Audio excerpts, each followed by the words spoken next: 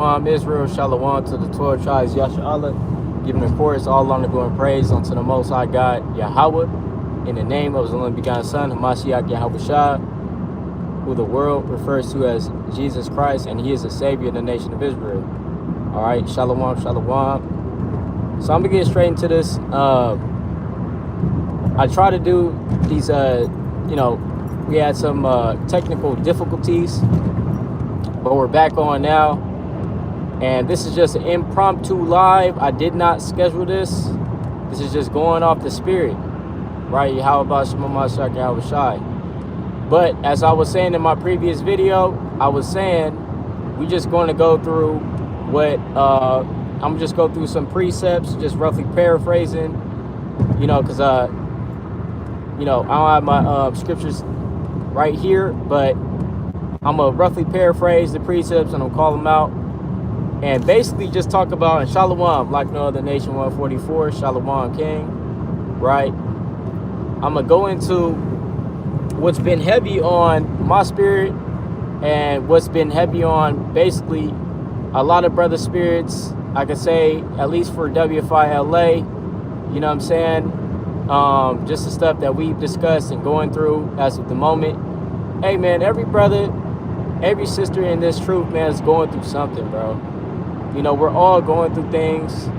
We're all fighting demons. We're all fighting something.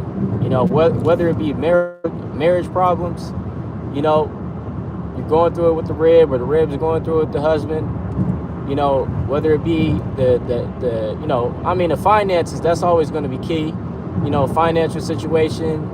You're jobless right now. You're unemployed, or you may be employed, and then that's also stressful too, because you got to deal with, you got to deal with Esau, you got to deal with co-workers, and we understand that. So whatever position that we're in, we're just going to be all, we're going to catch hell in any position. You could be employed and you could be unemployed. It's still going to be hell. We understand that's how this world is, right? We have to understand, like, okay, America, predominantly America in specific, is the place for our punishment, right? It is the place of our punishment. So that means that this nation is not created for us to enjoy necessarily, even though, yeah, you can go outside, you can enjoy the nature, enjoy the Most High's creations, enjoy the food that the Most High has provided in the earth for you, because we understand that the world's sake, right? Israel, you understand, the sake of the world is made for Israel, made for the sake of Israel, roughly paraphrasing. All right, so we understand that. But nevertheless, the topic really I want to touch on is, if it was easy to be righteous, everybody would be righteous. Okay, that's the topic of the video. If it was easy to be righteous, everybody would keep the commandments if it was easy, man. We see a lot of things that are easy, okay? People are doing it because, again, we're always going to choose the easy route. That's just the human nature. It's not in our nature, in the nature of humans, to choose the route that's the hardest, right? Our bodies don't want to be uncomfortable. Nobody likes to be uncomfortable. Nobody likes to choose the hard route. It's always choosing the easy way. I'm going to quit. I'm going to look at relationships. Whenever it gets hard, people just quit, right? That's very common in the world right now. See what I'm saying? Divorce rates are up.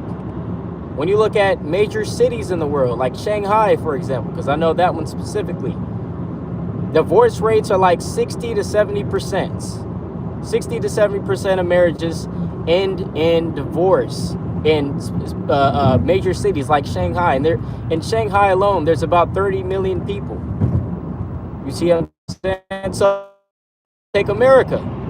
I believe America, the statistic, how many marriages end in divorce, it's very high. It's about 60%, if I'm not mistaken. I don't know if 2026, I don't know the consensus of this year. It just started. So, you know, we had to look at the consensus of, you know, 2025, 2024. But it's high. I know it's high. You know what I'm saying? Because you see a lot of people, they can't commit to anything. You know what I'm saying? You have people quitting their relationships, quitting this. They say they're going to go back to school. 2 years in, they quit, they drop out. You know, we see people, you know, quitting other things, their faith. And we see, again, it's hard to maintain. And I'm not saying that it's going to be easy to maintain discipline, maintain a proper balance, maintain again, a rigorous schedule. All these things is hard because it goes against what our bodies want to do. And that just, it goes back into Genesis, the 3rd chapter. Okay. It goes back into Genesis, the 3rd chapter, verses 17 on down, where it talks about, look, from the sweat of your brow, you should eat bread. Okay. And that's one of the curses that's put upon the sons of Adam, that we have to toil. We have to work hard every single day just to put food on the table, just to have a roof over our head. That's what we have to do. We have to work our, you know, off. We got work all the time, right? We have to sweat. We have to cry. We have to shed blood, shed tears, you know, in order just to put food on the table and have a roof over your head and call this place home, wherever you may be, just to survive. And if you don't want to work every single day, you don't want to toil, you see what I'm saying? You don't want to strive, then you're going to be in a very tough situation. Or I should say tougher situation. You know, you're going to be without a job. You're going to be without money. Esau has set up this world that if you don't have money, you're not going to survive. Right? In the ancient world, it wasn't like that. When you go into the laws of the Bible, that's why we say the laws of the Bible are practical. The laws of the Bible command Israel, the Israelites, that if they were to have land, that they had to leave some for the stranger and the fatherless and the widow that dwelleth in the land. Roughly paraphrasing, right? You couldn't gather 100% of your field, even though it was your field. But at the same time, the Lord said, the land belongeth unto me. The land still belongs to the Lord at the end of the day. So yeah, you could say this is my land, these are my crops, I grew them myself. But the Lord really has ownership over the whole land. That's what he said in the book of Leviticus. All right. So that's how he has the authority and the right to say, look, leave some for the poor, the fatherless, and the widow. Those that can't provide for themselves, give a portion unto them. And you might say, well, yeah, we have that system here in America. We have the California EBT snaps. We have the cash aid programs, and we have the Medi-Cal and stuff like that. And that's true. That is true. You have certain programs that's going to help, you know, so-called minorities or low-income households with food and stuff like that, bills and stuff. But at the same time, it's very limited to what you can get. And second of all, why should we need these things, right? Why should we need these things? And still, even if you were to have the California EBT, it's still hard out here. It still really doesn't, it changes the fact that, yeah, you can go to the grocery store and get some food. But what if you don't even have a dwelling place in order to eat that? You see what I'm saying? So again, we're in a tough situation here. Israel's in a tough situation. And that's because of the curses. Deuteronomy chapter 28. That the sole of our foot should not have rest wherever we go. And that these curses, wherever we go, is going to, what? Subdue us and overtake us. That's what it's going to do. It's going to subdue us and overtake us wherever we go. And we can't do anything about it. But to follow the Most High's commandments and adhere to his word as much as we can. Right? That's really the only thing we can do. You see what I'm saying? About it. About these curses as of now. And that's why in the book of Hebrews, it does talk about that. Look, here we have no continuing city. We don't have any continuing city here. All right? We don't have any continuous city, but we seek one to come. And what city is that we seek to come? New Jerusalem. That's the city that we seek to come. That's that Revelation chapter 22. All right? Revelation chapter 22. That's the kingdom that we seek to come. Okay? Revelation chapter 20, Revelation 21, Revelation chapter 22. That's the city that we seek to come. Because again, we don't have any continuous city in this world right now. Let's look at the so-called blacks in America. Whatever you want to call them, the FBA, African Americans, blacks, black Americans, right? We don't have any continuing city, right? We don't have any continuing city. Is that place Atlanta? Is it Atlanta? Or maybe it's, is it Philly? What city do the blacks in America have that is governed by their people, governed by their laws, policed by their own people, the firemen, the teachers, the people that run the city, right? The people that are crucial to the betterment and the of continuing of that city, the prosperity of it, right? Because you need, in every city, you need teachers, you need police, you need governors, you need firemen, you need these things, you need these jobs, right? And the people that fulfill them are very important because they're seen as the heroes of this community, right? There's no such city like that. And even much more so, is there a city like that where it's governed and run by people that follow the Most High's commandments and laws? No. There's no city that's like that upon the earth. There's no city that's like that upon the earth. And I'm not talking about Christians. I'm not talking about Christianity. I'm not talking about Christianity. You know? You have a lot of Christian towns in the world. Christian, I don't know about a city, but you have a lot of Christian towns. Christianity is the first step. They're still in the first step. Christianity is really a half-truth. Some things that Christians say is correct. Some things that they say is not biblically founded and can't be biblically supported. Right? So it depends. But anyways, going back into what I was talking about, you have, like I said, you have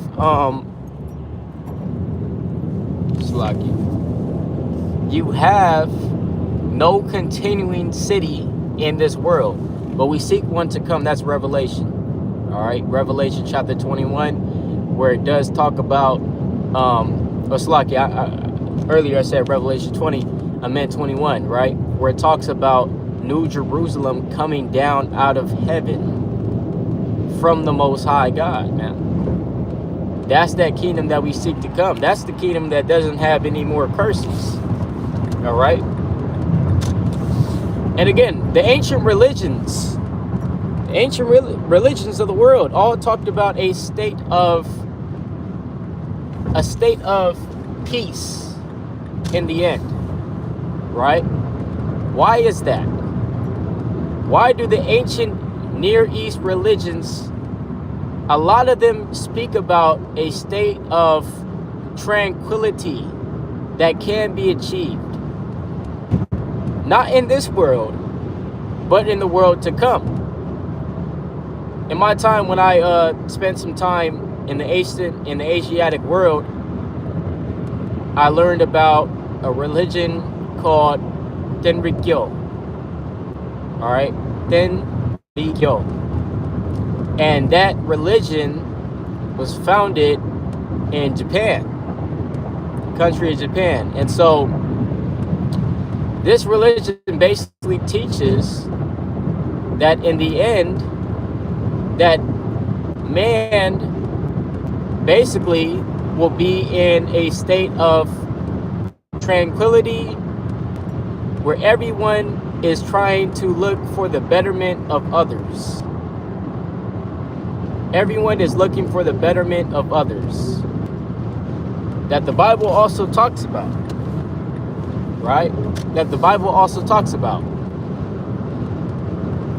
So a lot of, like I said, and this is a new religion that was founded in the 1800s. All right. So again, a lot of religions, especially of the Near East, all talk about and speak about a state of tranquility and peace and prosperity that shall be achieved in the end time. And so the Bible also talks about it, but it gets very specific when it talks about this state of tranquility, right? This state of tranquility can only be achieved if the Most High's people, the select group of the Most High's people, turns back to the Most High and keeps His commandments. It's the only way this is going to be achieved. And that makes sense because when you think about the Most High's laws, if everybody kept the Most High's laws to a T, how much more better will the world be? If we just look at it objectively, right? There were no murderers, there are no robbers or thieves, there are no more wicked men of or women of lust. Everyone takes one rest day out of the week. There's no confusion as to who is the Most High and who is His Son. Who do we worship? There's no confusion in terms of that. We all worship the same God, and we all serve His Son. I'm not talking about eternal salvation for everybody. I'm saying in the kingdom of heaven, the Most High, right, and His only begotten Son, they're all going to be worshipped. Now, whether you're an Israelite or not, you still got to worship them, man, in the kingdom of heaven. You see what I'm saying? And you still got to keep His laws. So look, that's the state of tranquility that we're trying to get to. As it says in the book of 2 Corinthians, the 5th chapter, Paul talks about, hey, look, we want to be clothed upon our heavenly house, our heavenly home, right? That's what we're waiting for, to be clothed upon with the heavenly home. Because this flesh, as it pursuant to the book of Wisdom of Solomon, all right, I want to say Wisdom of Solomon. Yeah, well, actually, yeah, no, it's like it. Wisdom of Solomon in the 9th chapter, all right, if I'm not mistaken. But in according to Wisdom of Solomon in the 9th chapter, it talks about the flesh pressing down the soul. Okay, and that's what we experience each and every day. Our minds stress us out each and every day. You need to make more money. Hey, men, we know. Hey, look, men that's providers in this world. Hey, they know exactly what I'm talking about. The Most High, you know what I'm saying? Or it's like not the Most High, but A lot of us men, we have the same thoughts. You need to buy a house. You need to get a house. You need to get more money. You need to make more money. You see what I'm saying? You need to be doing this in your life. You need to be doing this before you turn, 27. Before you turn 30, you need to have this done. You see what I'm saying? That's where certain men's minds is at. And that's actually better than where certain men's minds are. But at the same time, it's still pressing down the soul. It's still, causing stress. It's still, again, like I said, pressing down the soul. And in that same precept in Wisdom of Solomon, the 9th chapter, it talks about, hey, look, the mind that museth upon many things. So our mind is going to muse upon many things. It's going to think about a lot of things. It's going to say, it's going to over a lot of minds, man. A lot of minds, it overthrows people. If you let your mind get to you, it's going to overthrow you, right? Because a lot of people, they just be in their mind all day, right? And I've seen it firsthand that it can overthrow people, man, for real. Because if we're not careful, this world will really drive people crazy. That's why you see crazy people out here. That's why we see crazy people, because if we don't have the Most High, we're not set upon a foundation of faith of the Most High, his words that's here to comfort us and bring comfort into our life, we can really go crazy and really fall out this thing, man. A lot of people, man, can't, the stress, the bills, right? The problems of marriage, the problems of the car problems. That's another thing. Health problems. All of this stuff that happens. So going back to the initial point, if it was easy to be righteous, a lot of people would be righteous, man. A lot of people would be. But we see it's not easy. It's not easy to juggle all this stuff. Because again, we got to give it up to anybody that's striving to keep these commandments. All praises, man. All praises. Because it's not easy. You not only having to deal with Esau, having to deal with the stress of the world, the bills, right? The water bill, the phone bill, your rent, your mortgage. You see what I'm saying? Electricity. Having to deal with, let's say, your health. Having to deal with food that's here to make you fat. Food that's here to give you high blood pressure. You have to deal with that. You have to, you have to deal with all this stuff, car trouble and all the things that I mentioned. On top of what? Striving to be righteous in a world that's wicked. Striving to be righteous in a world that's against you. If you're in this truth, hey, first of all, if you're a so-called black, Hispanic, and American, hey, listen, this world is already against you.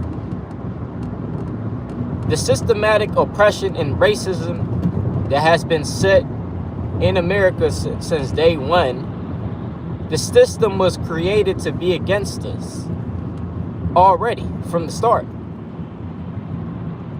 System was already created to be against us. So if that's the case, and again, on top of that, you striving to keep the commandments, which separates you from the rest of the pack. You're willing to ostracize yourself. You're willing to separate yourself from the rest of the world to strive to keep the commandments, man. That's a mighty thing. That's a mighty thing right there. You know, and that takes a lot of faith in a world that doesn't have any faith. That's why when I see somebody that has regulations and they regulate themselves and they have self-discipline because they say, listen, in my religion, I am not allowed to do this, and they actually don't do it. They actually keep that tended. They keep that to them, you know, they keep that regulation. You know, I respect that. I respect that, me personally, because that takes a lot of faith. Especially in a nation like America where, you know, religion is just do as you will. You know, a lot of people, you know, they're not really religious. Like, they're not very heavily religious. I mean, except if you go to certain places in America, then maybe. But for the most part, no. For the most part, people are not religious, right? And when I say religion, because again, religion, when you go into that root word for religion, one of the root words is regular or regular. It's a Latin word, so forgive my mispronunciation. But basically, it just talks about to hold back, right? To hold back. What is religion holding you back from? The purpose of religion is to have a set of principles and regulations about yourself. That's the purpose of religion. So when we study the Hebrew Israelite culture and religion, and I just say religion in terms of this, okay? I'm not talking about, you know, religion like Seventh-day Adventists and, you know, Methodists and stuff like that. No. A true religion is supposed to have a set of regulation, a set of principle. That's what a true religion is supposed to have. Okay. If you look at the Hindus, they have a set of regulation and self-control about them. Okay, the ones that actually practice it, you're not allowed to eat certain things, and they abstain from certain things on certain days and stuff like that. Okay, that's what a religion consists of. A set of rules and principles that's going to lead you to freedom. Okay, because if you don't have discipline, you're a slave to what? Indulgence. And that's actually out of the words of one of the most disciplined men upon the planet. Okay, Kipchoge. If I'm, you know, mispronouncing his name, Slakia, but he's the fastest marathon runner to ever do the marathon in, I believe, an hour and 50. Was it? I forgot actually his exact time, but he was the first one to run the marathon under 2 hours, and that's what he said. You see what I'm saying? If you don't have discipline, then you're basically a slave to what? Your own indulgence. You're a slave to your feelings, emotions, and impulses. And the same goes for a lot of these boxers, a lot of the MMA fighters, a lot of people that are the best in what they do. I mean, discipline is a given. You have to have discipline and sacrifice, right? So that goes for everybody else in this world. If you really, when you look at the average person, the discipline and the self-sacrifice is just, it's not as much as those that are really in this truth. Why? Because again, you take that average person, you take an average Israelite in this truth. On the outside looking in, again, they both have to pay bills. Whether you're in the world or not, you still got to pay bills. So that's my point. You still got to pay bills. You got to have a car, maybe a car note, car loan, whatever the case may be. Gas, everybody has to pay that. And then you have to have a place to stay and stuff. So they're both doing that. But what is that Israelite man or woman doing that average person in the world isn't? Also send himself or herself to a set of regulation, self-discipline, and rules that are only founded in the Bible, right? The Bible. You see what I'm saying? That takes, again, a lot of faith. That takes a lot of faith right there. You see what I'm saying? So, again, if being righteous was easy, a lot of people would do it. A lot of people would be righteous. But we see how it's not. Because, again, faith lacks in the earth. And it's not easy to do these things that's in the Bible. Because it takes faith, first of all. If you don't believe in something, you're going to have a hard time trying to commit yourself to it. Right? You're going to have a hard time trying to... If you don't believe that you will be able to get this engineering degree, let's say you're studying for an engineering degree. That's one of the hardest fields to study that you could, study for in college, let's say. You're studying to get engineering in mechanics. You're going to... You don't believe... First of all, if you don't have a passion for that, you're already going to have a hard time. But if you don't have a passion for it,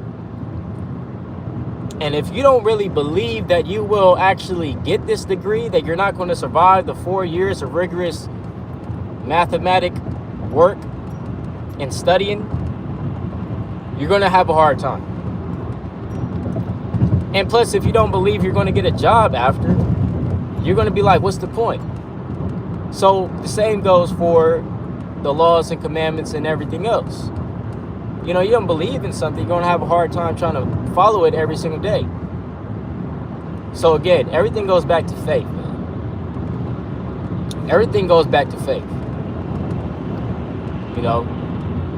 So I didn't want to, go into this for too long, but this is just a, reminder that, look, if you're trying to strive to keep the commandments and the faith of the Most High in truth and sincerity, hey, all praises to the Most High. You deserve a hand clap. You deserve, you deserve, listen, a bravo. Because that takes a lot to deal with everything else. But I will say this, keep the commandments, studying the Most High's word is going to give you comfort that the world can't give you. The world will say, if you don't have a good job, if you don't have a house or, apartment, whatever, if you're not going to school or you're not going to trade school, by the age of 25, then you're a failure. You see what I'm saying? That's what the world is going to tell you. The Most High doesn't say anything like that.